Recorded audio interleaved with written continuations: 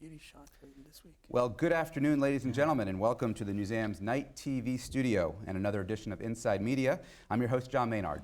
On September 7th, 1979, a little cable network known as the Entertainment and Sports Programming Network launched. Some of the network's early programming offerings included Australian rules football, rodeo, slow pitch softball, and a rinky-dink show with low on production values called SportsCenter. Today, ESPN is a media empire covering more than 65 different sports in more than 250 countries. ESPN is the dominant brand in American sports in print, online, on TV, mobile, and radio, and is home to some of the biggest names in television. Just how popular is the network? Well, there's more than a few parents out there in the past decade who've named their child ESPN. Today we're talking about the history of ESPN from the riveting new book, Those Guys Have All the Fun Inside the World of ESPN. We are joined today by the authors of the book, James Andrew Miller and Tom Shales. Jim, to my left here, has worked in virtually all aspects of journalism, as well as on the entertainment side of television production and development. He served as senior executive producer for Anderson Cooper 360 and Paul is On Now, and was executive vice president for original programming at USA Network. Prior to that, he served as special assistant to Senate Majority Leader Howard Baker. Tom Shales, to the end there, is America's foremost television critic, having won the Pulitzer Prize for Criticism in 1988 while at the Washington Post. He is the author of On the Air, Legends, and has written for publications such as Esquire, Playboy, and Life, among others. For 25 years, he also served as the film critic for National Public Radio. Ladies and gentlemen, Jim Miller and Tom Shales.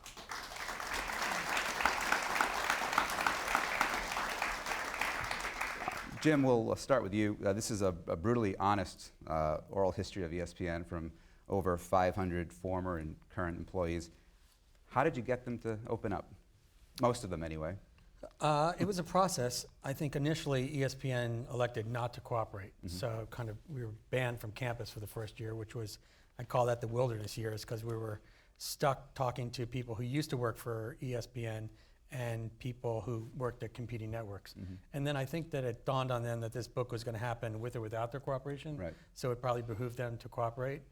I mean, I'm thrilled that they did. It would be a much smaller book if they hadn't. Right. And I think that one of the things that happens in oral history is you sit down, you talk to people, you establish trust and relationship, and then you have to sometimes go back and time again. Some of these people who were interviewed 10, 11 times. Were you actually on the campus itself in Bristol, Connecticut? Yes, many times. Many times. It's like the biosphere. It's a world into itself, but it's a great place to be. Right. Well, let's go back 31 years to the launch of ESPN. We have a clip from our very own sports documentary, which plays on the concourse level, and you'll see in this clip a small snippet of the first moments of ESPN. So roll that. Perhaps nothing changed sports coverage more than ESPN. The first broadcast in 1979 said it all. Hi, I'm Lee Leonard welcoming you to Bristol, Connecticut. Sports, 24 hours a day, 7 days a week. There were financial growing pains, but ESPN hung tough. ESPN has finally turned the corner. They say that we're making a profit. It went out the window with these tuxedos tonight. We will have the Pittsburgh Penguins score shortly. ESPN's lineup fused live events with an avalanche of scores and highlights, all with its edgy style. Trying to understand the momentum swings of the Miami Heat is like trying to explain Martinizing and why it takes an hour to complete. Good stuff. Let's go back. Tell us about the early days of ESPN, Jim, and how much of a gamble was it for the father-son team of Bill and Scott Rasmussen? Well, I guess the biggest mistake one could make is to think that there was a kind of some inevitability to it all, because this thing almost crashed and burned many times. This was a father and son who put $9,000 on their credit card to start this, and then they had to go to family members and ask them for a little bit more. They actually started the whole network with just under $30,000, and it was from there were fits and starts for the first 5 years. I don't think anybody really thought that there was going to be success around the corner for the first 5 years. And they actually were out 15 months after the debut, is that correct, the Rasmussen? Bill and Scott? Yeah. Scott was out like the day after they went on the air, and Bill was out within the following year. It turns out, it turns out, much like what happens in Silicon Valley, sometimes the great entrepreneurial minds, the spirits, the pioneers who have these great ideas, aren't necessarily the people who should be managing them. I would say that in defense of the people who made the decision, although I still wish there was a role for Bill and Scott through the years. Right. Tom, you've covered the television industry almost all your life. In 1978, an unnamed HBO executive was quoted as saying, "There's no way anybody will watch sports 24 hours a day." As a TV critic back in 1978, would you have agreed with that quote? Well, I was only 8 years old. Oh, okay. Right. Didn't Ron Burgundy say that too in one of my godson's favorite movies? Anchorman. What's it called? Anchorman. Anchorman, yes. Yeah. What was the question really? I forgot myself. No, would you have thought that in 1978 that there wasn't a role for? Well, of course, I'd like to say, oh, I was so prescient and smart, I would have. But I wouldn't have said no to anything, I don't think, because cable was just beginning. We forget there was a world without cable and how tacky a cable was regarded in the early days. It still is in some cases. The tiny little networks that pop up for a couple years and then get sold or part of something else. So I wouldn't have said no. You know, I was researching some project years ago, and there was a 1939 yearbook. One of the encyclopedias puts out, a lot of them put out yearbooks, and it was someone was quoted in there, some savant, as saying, television will never work, audiences will never sit still for commercials. Right. Yeah. Of course it did, and they do. Right, right. Now, throughout the book, you point out the different steps to, in your words, ESPN's rise to world domination. Step number one was buying a transponder in 1978. Step number two was the initial $15 million investment. I know there's several other steps. Are there any steps that really kind of stand out among the rest? I mean, I know they're all important, but... I think there's probably two. It turns out that that professional football, the NFL, is like the ultimate game changer for ESPN. In 1987, they get a half a season. They get 8 games on the NFL schedule. And in 1998, they get a full season. And what happens in 1998, this is like, I think, the pivotal moment, because Michael Eisner, who's chairman of Disney, and by this time Disney has bought ESPN, they basically say, okay, now that we have this full season of football games, we're going to go to the cable operators and we're going to put our foot on their throats and we're going to press very hard and we're going to raise rates to the point where now, I mean, my mother, who never turns on ESPN, she spends $4 a month out of her cable bill for ESPN and she never turns it on. I mean, they just were able to use the NFL to kind of shoehorn in this financial model that has brought them, well, let's put it this way, they're in over $8 billion in revenue this year. So it's a lot of money. And it was a unique revenue model, subscriptions and advertising, correct? Right, that's the other thing. This all occurred on top of what is commonly, not to bore you with finance speak, but it's called a dual revenue stream. And the reason why it's important is because, I mean, look, if we were to take a 4th grade class and we were to say, kids, over here, there's a network, it's called CBS or NBC. They get their money from advertising. Now here's a network over here, it's called ESPN. They get their money from advertising, but they also get their money from cable subscription fees. Which company's going to win? And the 4th graders they'd figure it out pretty soon. And that's why ESPN enjoys such an enormous advantage. And actually, it's funny. So today's Saturday. Tomorrow, ESPN executives, Fox executives, and NBC executives are all flying over to Switzerland because Tuesday they're going to determine who's going to get the rights to the next Olympics. The International Olympic Committee will announce on Tuesday afternoon who's going to get the new rights. And believe me, if ESPN walks away with it, nobody's going to be surprised. I mean, that's how enormous they've become. Right, right. I want to get to the style of the book. In 2002, you both collaborated on the bestseller Live from New York, which chronicled the history of Saturday Night Live, right? Now, you follow the same format for your new book. So, Tom, what is it about the oral history format that appeals to you and obviously to readers, since we have 2 bestsellers here? Well, I agree with the critic who wrote that it's not easier to do an oral history, it's much harder. I mean, if I say that and we say that, it sounds like whining, but I think it is much harder because you don't have the comfort of the usual narrative form, and you know, the structure isn't preordained by that. You know, chapter 1, I am born, like David Copperfield, and then you just go through. You have to tell the story entirely through quotes, and Jim especially is just masterful at this. And juxtaposing them and trying to intercede as little as possible, trying to come between the reader and the quote. There's a very silly review in the Washington Post tomorrow, and none of you read that paper anyway, I'm sure. First of all, the reviewer says, "I guess this is an oral history," which it's amazing that he couldn't figure that out for himself, and it's just even for the Post, it's pretty bad. But there was one other thing I wanted to say about that. Not the Post, about oral histories, but it's challenging. And one of my favorite books ever is called The Tube, which is an oral history of television and the commercial shows. And you learn things like Aunt Bee on the Andy Griffith Show was a real bitch. That's what the B was for, I guess. And I'm quoting there, so don't be mad at me for using that word. And you have to find that out for yourself. You know, you take away from these. It's like a television documentary, really, in paper, on paper. The book was originally over 1,000 pages, and you had to cut it 350. How'd you do that? And were some tough choices to make? I think so. I mean, look, the book is, particularly a book this long, it winds up being like a Rorschach test almost, because people gravitate to certain things that you wouldn't necessarily think they might. There was one review, I mean, the review was very nice, but at the end it said, well, I didn't really need to know that Lee Corso, who's on College Game Day, you know, blah, blah, blah. And then about a half an hour later, I was on a radio show, and the very first question was, I can't believe that Lee Corso, you know, it's like, who knows? Right. You know, I mean, that's why Baskin-Robbins says 31 flavors. But at a certain point, I think it is incumbent upon us as storytellers to carve the narrative in such a way that you don't get overwhelmed. And I think that the part of what the 350 pages was a lot of he said, she said, or he said. And I think you don't want readers to have kind of like a sore neck from going back and forth. There's always that, particularly when you're looking 25 years back, there's always going to be the case where people have different memories about things.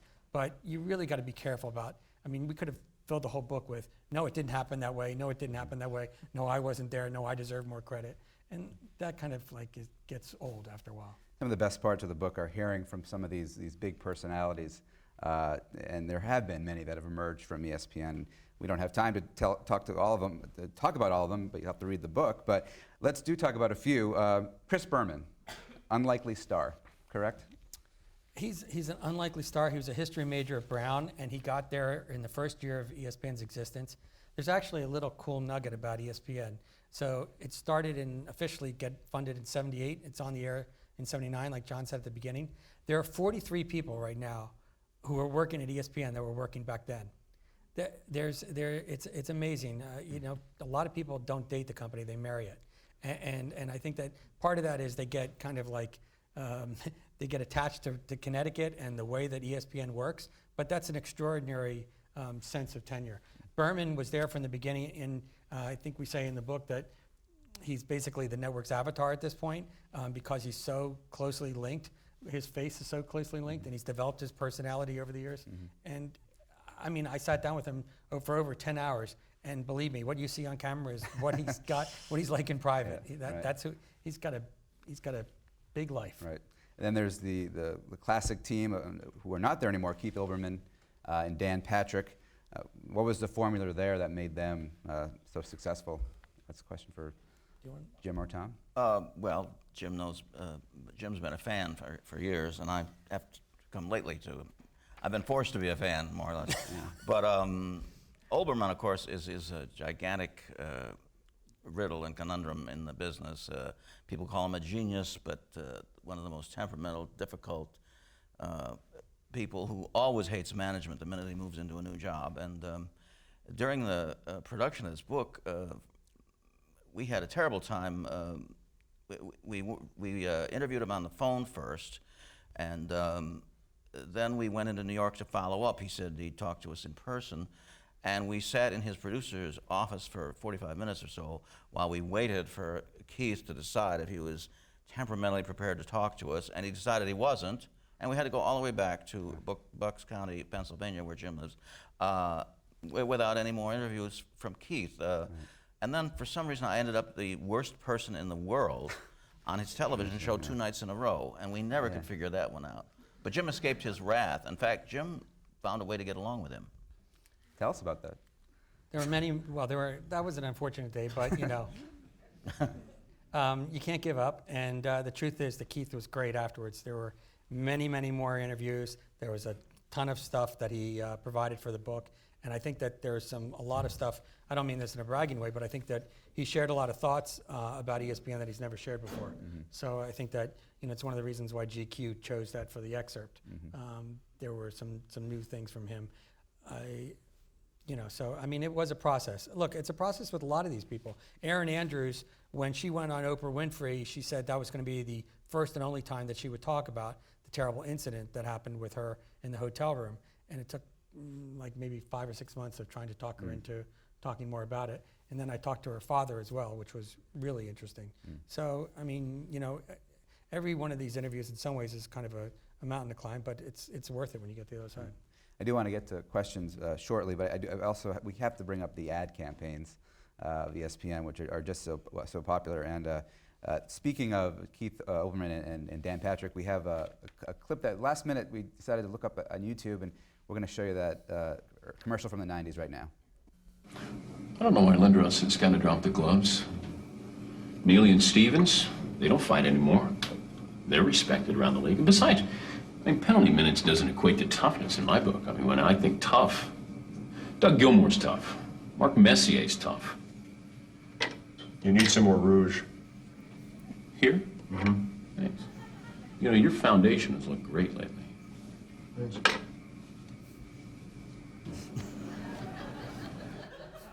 Tom, as a TV critic, what do you think of the ESPN ads over the years? I watched an hour of them. They showed them an entire hour. They made up. They realized that they were so popular that they put a show on that was all commercials and their promos for their own network. They're so great because they're the softest sell I can imagine. They don't even say watch ESPN, watch SportsCenter. They sort of leave it up to you, but you're you know, convinced that this is probably worth watching by the wittiness and the wry wit of the ads. I think 9 out of 10 of them were really, really good. And it's a tribute to ESPN that they were willing to go along with this ad agency, Wyden and Kennedy, and do something that was a bit offbeat. There was the Nike campaign as a precedent, but I don't think any TV network had ever used anything this clever or this sly before. Well, what they did was they created this image of Bristol, of ESPN, Right. that was super cool, that you know, athletes and mascots wanted to hang out with each other, that there was this, you know, that everybody was so much fun with it. And I think that it really helped, you know, kind of identify in the people's minds what ESPN is all about. It was hugely successful. And in the beginning, that was absolutely the opposite of the truth, right? That Bristol was this place where people liked to hang out. They couldn't wait to get out of it. But then it became true through the ads in a way. People did start coming to Bristol and wanting to hang out. Well, now it is, you know, when somebody wants to open up a movie or if somebody gets like an Olympic gold medal or whatever, they ask if they're going to be able to go up to Bristol. So it's come full circle. Yeah, right. If anyone does have a question, please raise your hand. I want to get into some. We have a right there, up in the gentleman in the green shirt. And we'll get to that. Hi, I was just wondering if, from the process of writing the SNL book, if you guys changed anything for the ESPN book, and how come you chose ESPN this time? How come you chose ESPN? ESPN, arguably one of the great media success stories of all time, and it just seemed that there hadn't been, let's say, of late at least, a comprehensive history that kind of explained how did it get so big. There was an attempt about 11 years ago. ESPN didn't cooperate with that writer, and so they didn't get access to, he didn't get access to a lot of people. And so, you know, you just think, wow, this thing is so big. How did it get there that way? And who are some of these people like? Much like with SNL, we wanted to kind of go off camera, behind the scenes, talk about who these, you know, let people understand who these people really are, and maybe tell some of the fun stories that happened. We have another one to the top right there.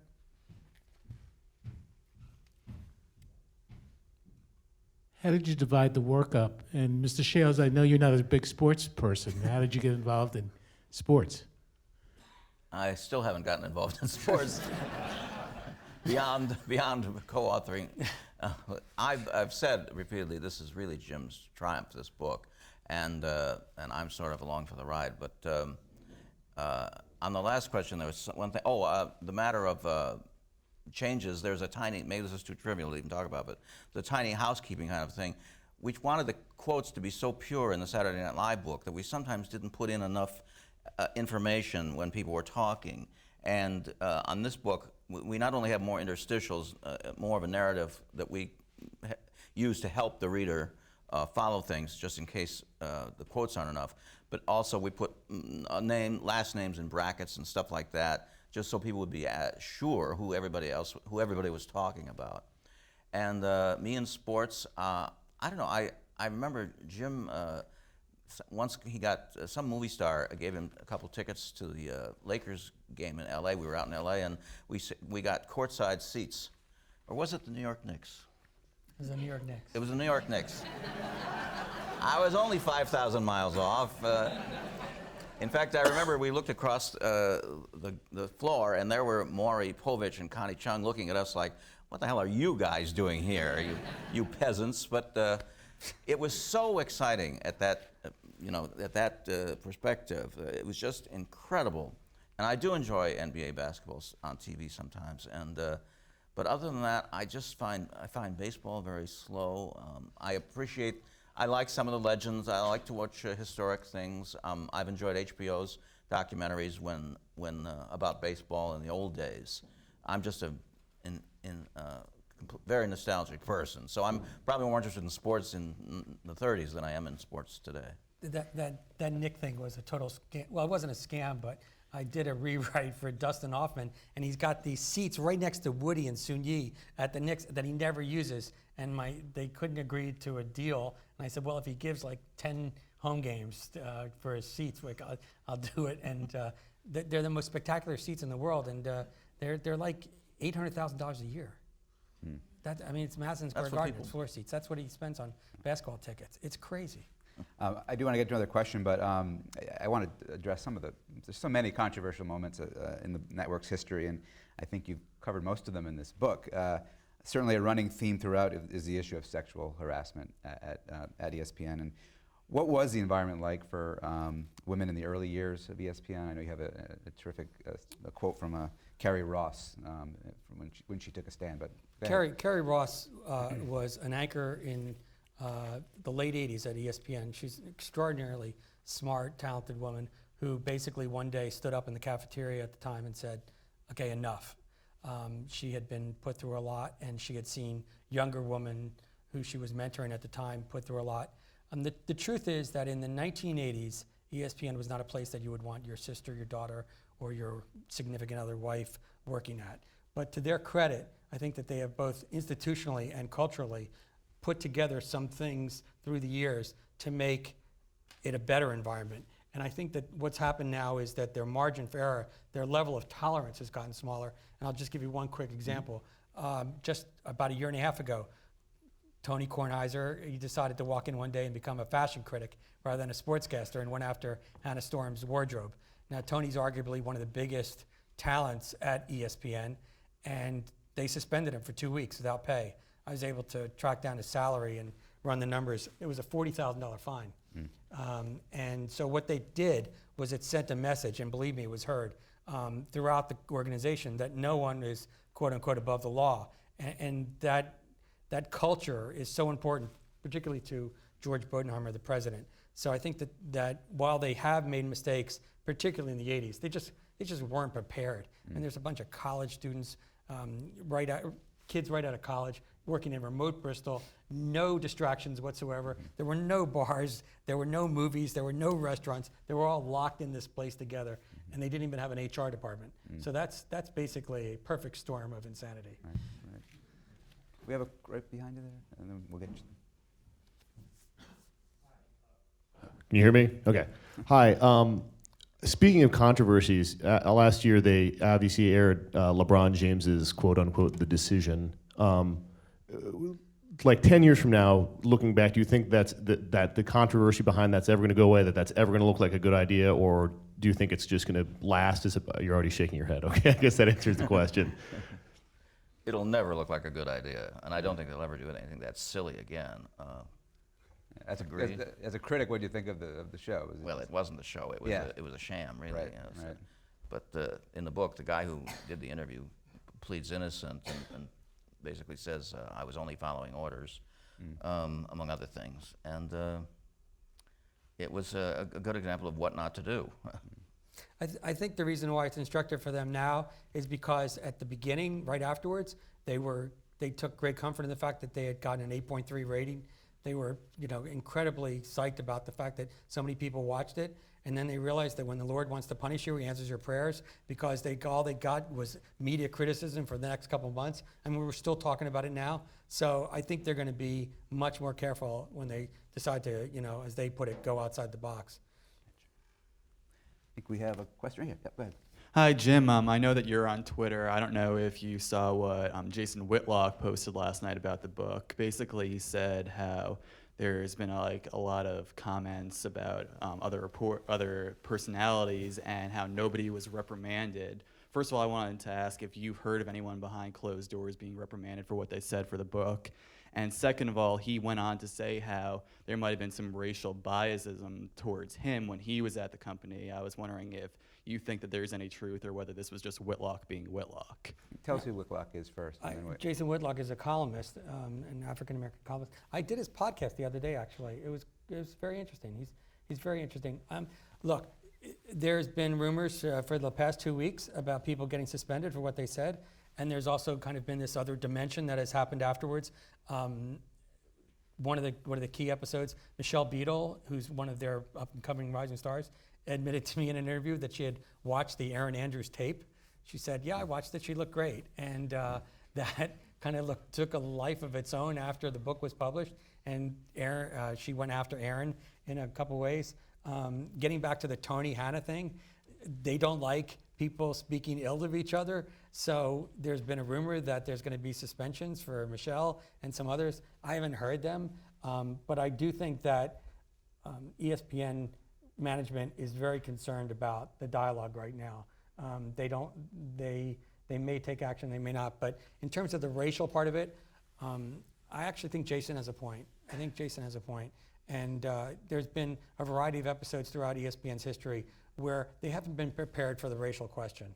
It's not to say that they're racist, because there's a big difference, but that they don't understand that their analysis of a situation wasn't sophisticated enough or smart enough to proactively understand what it would mean in racial terms. While we're on that subject, this is a good time to bring up the hiring of Rush Limbaugh, certainly, and soon quick firing after his remarks about Dunham and McNabb, which were well, in Rush's defense, he lasted 3 weeks. 3 weeks, right. The Rush Limbaugh incident actually was one of my favorite things to report on in the book, because when you do a book like this, there's this kind of like cursory architecture you have. There's this kind of outline, and you think, okay, gonna just have to mention Rush Limbaugh. But it turns out it was this real iceberg on the ESPN scene, because what we saw in public was just such a small glimpse of what was actually going on beneath the surface. So able to interview Rush, Chris Berman, Tom Jackson, and the head of programming and production at the time.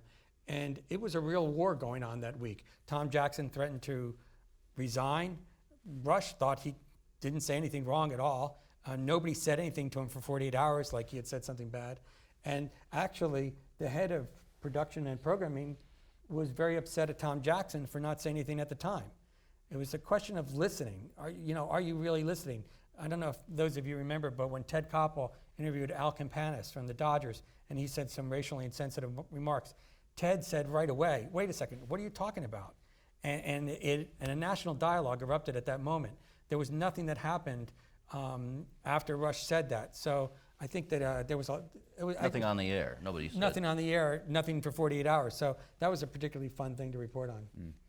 And I think it's to Rush's credit that he was so forthcoming with us. It wasn't hard to get him to interview. It wasn't hard to get him to talk at all. No, it wasn't hard to get him to talk. You only have to pay him $1 million. No, he didn't. I want to piggyback on this young man's question about, have you heard from anyone? Has anyone called you since the book's come out with comments or? thoughts? I think the phrase is early and often. Yes, yeah. They fall into kind of maybe 3 different camps. One is, and this is the best one, which is people who have worked there for 15, 20 years. I was surprised by a lot of that stuff, so that's nice. The second is, you didn't give me enough credit. That's a hearty perennial. Right. And the third is, I can't believe that so-and-so said that. They're such a jerk, whatever. So, but yes, heard from a lot of people. Luckily, no one has called and said that anything was wrong, because everything's on tape. Good, good. Okay, right there, yes. Have you two ever met any NBA basketball players or anything like that, or college basketball players?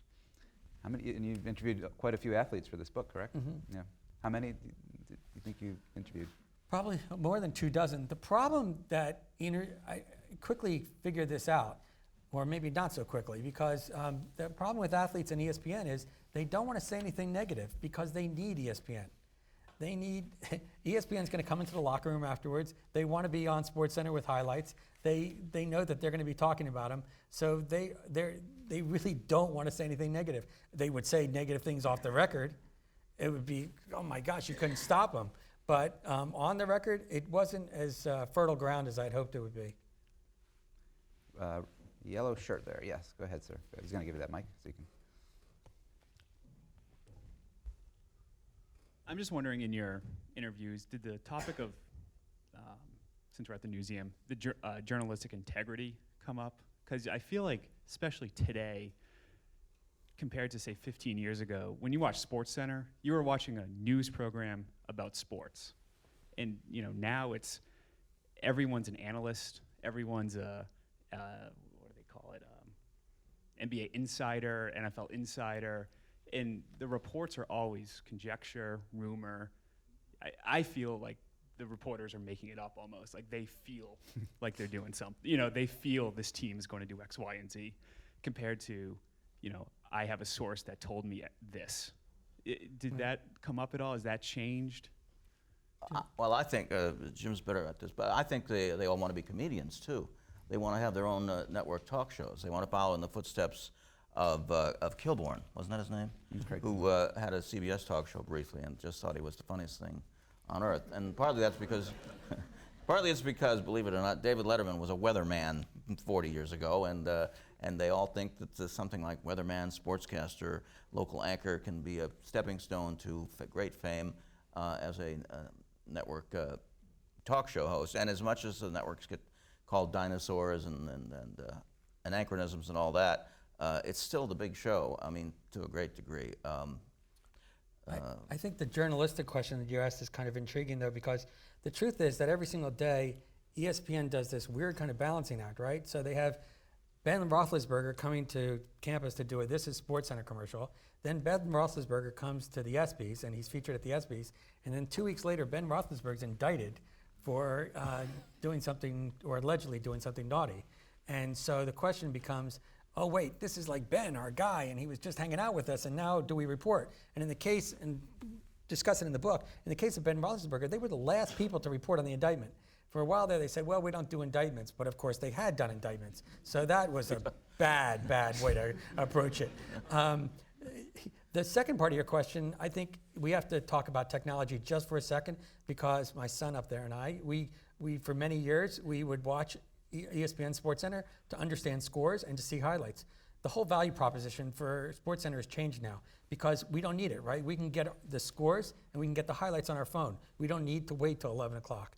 So what they decided to do is this kind of paradigm shift where you're looking at SportsCenter for this kind of analysis, for these commentators, because that's something that, is just unique to ESPN. So they've kind of propped them up a little bit more, pushed down on the knowledge base, because they realized that the knowledge base, there's no barriers to entry anymore.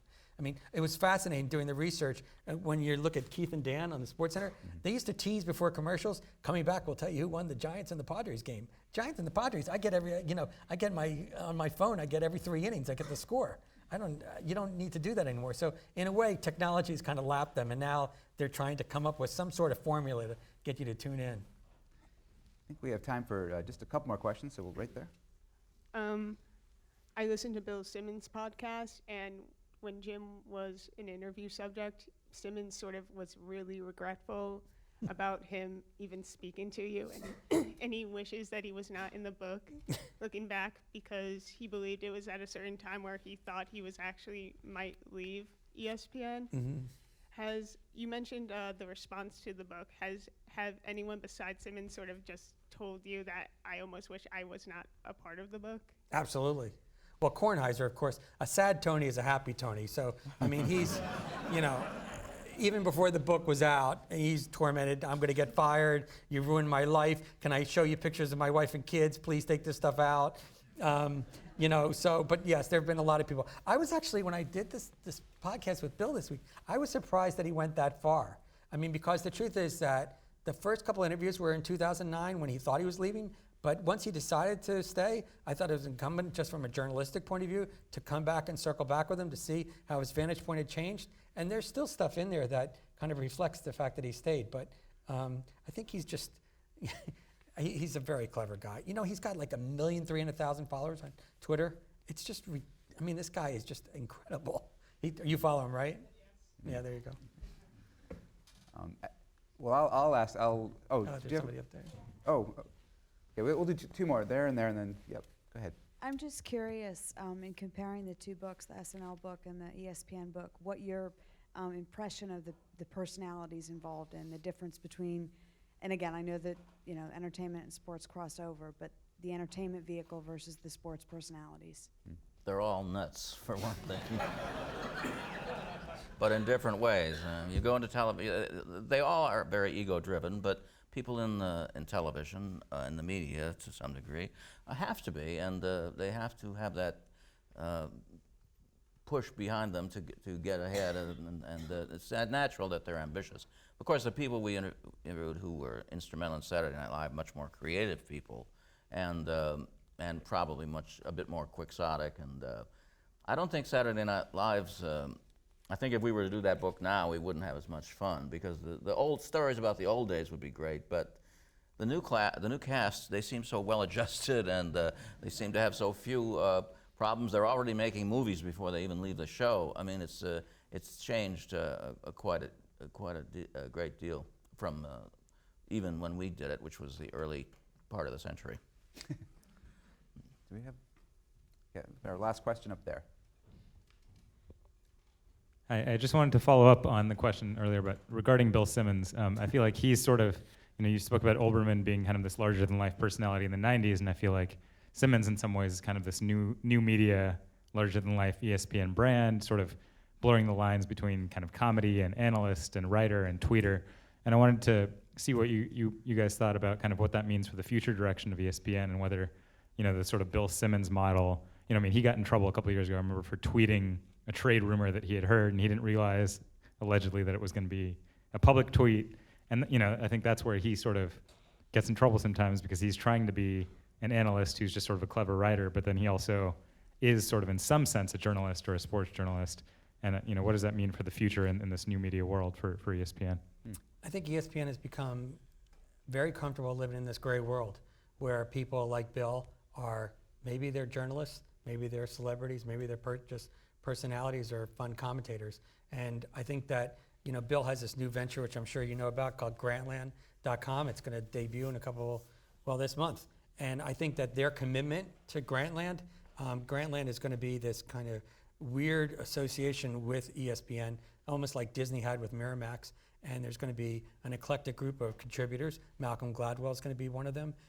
And it's going to range intellectually from, you know, very profound stuff to silly stuff. And I think that ESPN's commitment to it, because it's not a cheap proposition for them, is a signal that they've decided that they're not only comfortable with Bill and obviously big fans of Bill, but they actually indeed may think that this is another important way to extend the brand. And so I think they've made their decision.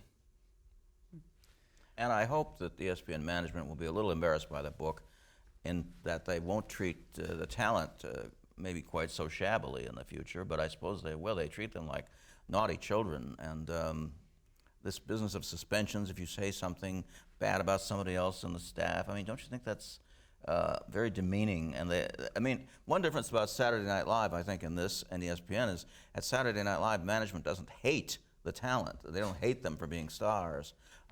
They may, you know, wish they weren't quite so independent, but at ESPN, the management seems to just loathe the idea that these people will emerge. If you go back to the early days of movies, the earliest movies, they didn't want to promote the stars then either, and the audience, according to legend anyway, named Mary Pickford. She was anonymous on the screen until people started calling her Mary, and then I guess she chose the last name Pickford. Maybe this is an American tradition. The people who own the shop don't like the talent getting all that attention, and yet they can't have a shop without them. Maybe that's what gnaws at them so much. Well, I know this is going to make you car sick, Tommy, but let me just say, on behalf of ESPN management, if you got close to 6,000 people working at a company, at some point, you got to expect them to act like practicing adults. And I think that while I don't think they demean talent, I think that they have a set of expectations of how talent should act. And what they've tried to do, and what they do, I think, very well right now, is that they say that there are certain things that are off limits. Tony, and I love Tony, but Tony should not have talked about Hannah that way. And I think it was demeaning to her, and I think it was sexist, and I think that you have to establish certain barriers. I can actually make a case for the fact that they let a lot of talent do some pretty crazy things and say some pretty wild things. But when it comes to workplace issues, particularly the treatment of women, I think that they have to establish some barriers, because otherwise it would be like second grade when the teacher walks out of the room and everybody would be throwing erasers at the chalkboard.